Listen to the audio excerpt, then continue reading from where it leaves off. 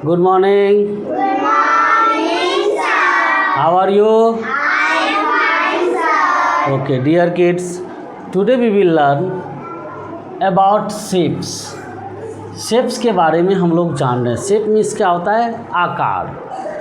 किसी भी दुनिया में बहुत सारे ऐसी वस्तुएं हैं, ऑब्जेक्ट्स हैं, थिंग्स हैं, जिसको हम लोग उसको देख करके उसके आकार से समझते हैं कि ये इस तरीके से दिखता था, ऐसा था. इसीलिए शेप्स पढ़ना मैथ्स में ज़रूरी होती है.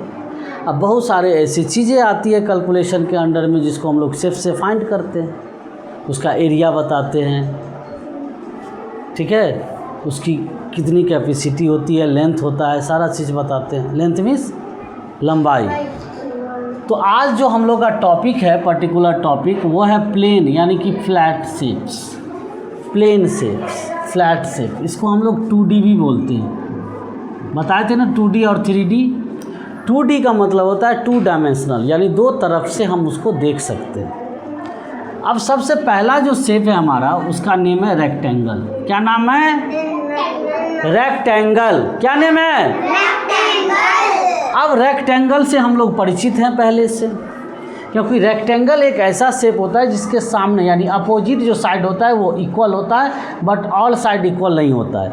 ऑल साइड इक्वल किस में होता है? स्क्वायर्ड में. यही दोनों में डिफरेंस है, बाकी सब सेम है. इसमें भी 4 साइड्स हैं, इसमें भी 4 साइड्स हैं, इसमें भी 4 वर्टिसेस है, इसमें भी 4 वर्टिसेस है. वर्टेक्स यानी कॉर्नर, इसमें 4 है, 1 2 3 4. इसमें भी 4 है, 1 2 3 4. इसमें साइड 4 है, 1 2 3 4. इसमें भी साइड्स 4 है, 1 2 3 4. तो डिफरेंस एक ही है कि इसके ऑल साइड्स इक्वल है. वही चीज़ें हम अलग से राइट डाउन यहाँ पे कर दिए. All sides of square are equal. Square का ऑल साइड्स इक्वल होते. इसमें भी rectangle has 4 sides and 4 vertices, और square has 4 sides and 4 vertices. यही इसकी पहचान है. अब तुम लोग को दिखाने के लिए कुछ चीज़ें ऐसे लाए हैं कि तुमको समझ में आ जाए कि सच में ये क्या होता है. सर 2D बोले हैं, इसका मतलब क्या होता है. अब देखिए हमारे पास कुछ ऑब्जेक्ट्स हैं. ऑब्जेक्ट मीन्स वस्तु. इससे तो आप लोग परिचित हैं. ये क्या है? पेज है. ये तीनों क्या है? पेज है. तो इसको हम 2 तरफ से देखते हैं, इधर से भी और इधर से भी.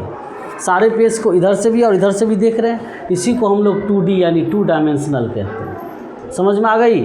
आप अपने बोर्ड पे देखिए ये कैसा फिगर दिख रहा है. एक तरफ से थोड़ा सा अलग लेंथ और एक तरफ से अलग, यानी कि एक छोटा एक बड़ा. इसी को हम लोग रेक्टेंगल कहते हैं. ये किस शेप में है? रेक्टेंगल. ये किस शेप में है? रेक्टेंगल. ये किस शेप में है? इसीलिए हम डिफरेंट साइज़ के ऑब्जेक्ट लिए हैं. ये किस शेप में है? यानी ये छोटा कम है और ये ज़्यादा है, लेकिन इक्वल साइज़ है, अपोजिट इक्वल है ना. इसी को हम लोग रेक्टेंगल कहते हैं. ये किस शेप में हो गया? रेक्टेंगल. समझ में आ गई रेक्टेंगल के बारे में? ये डोर किस शेप में है? रेक्टेंगल शेप में. डोर किस शेप में है? रेक्टेंगल शेप में. अब चलिए आगे हम आप लोग को बता रहे हैं इसके बाद वाली. ये क्या? देखो ऑल साइड इक्वल है, इसलिए हमने ऑल साइड इक्वल किया है. पेज ही है हमारे पास. देखिए इसके ऑल साइड इक्वल है. कॉर्नर टू कॉर्नर मैच करेंगे तो देखेंगे ये कॉर्नर दोनों देखो एकदम इक्वल मैच कर रहा है. इधर भी मैच कर रहा है. इसका मतलब ये पूरा कंप्लीट किस शेप में है? स्क्वायर शेप में. ये विंडो किस शेप में है?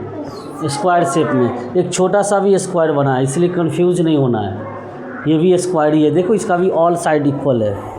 ठीक है. अब इस तरह ये 2D क्यों हुआ? क्योंकि दोनों तरफ से दिख रहा है, इसलिए इसको 2D बोलते हैं, यानी 2 डायमेंशनल बोलते हैं. समझ में आ गया?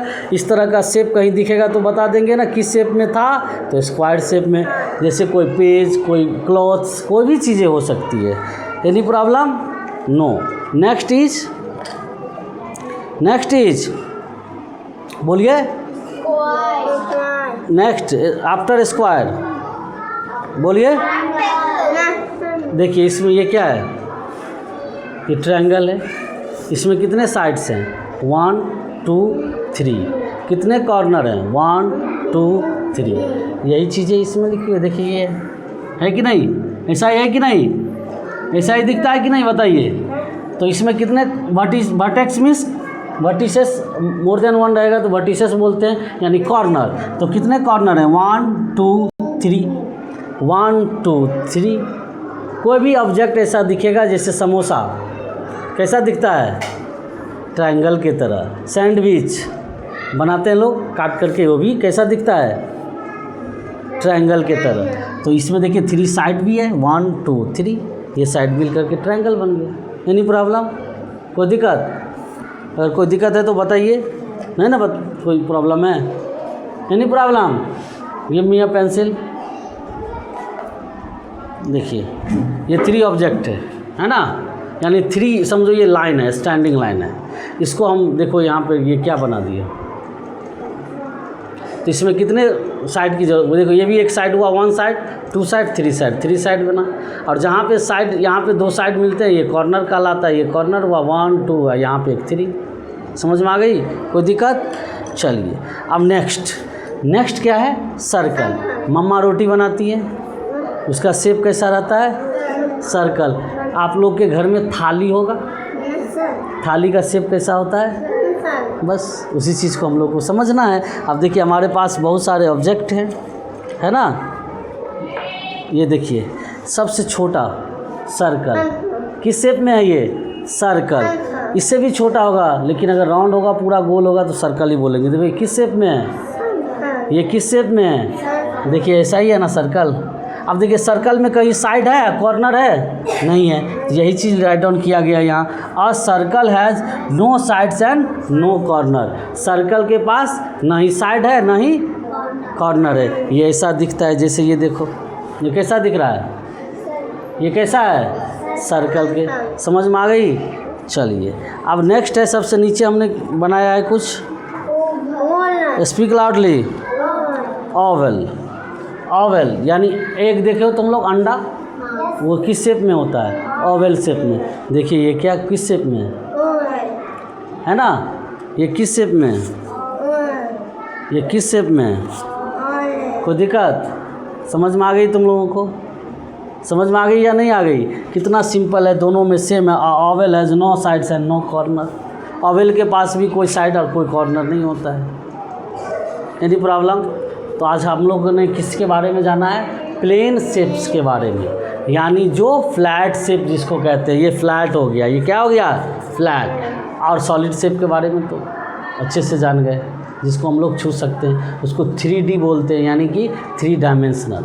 Okay, continue the work.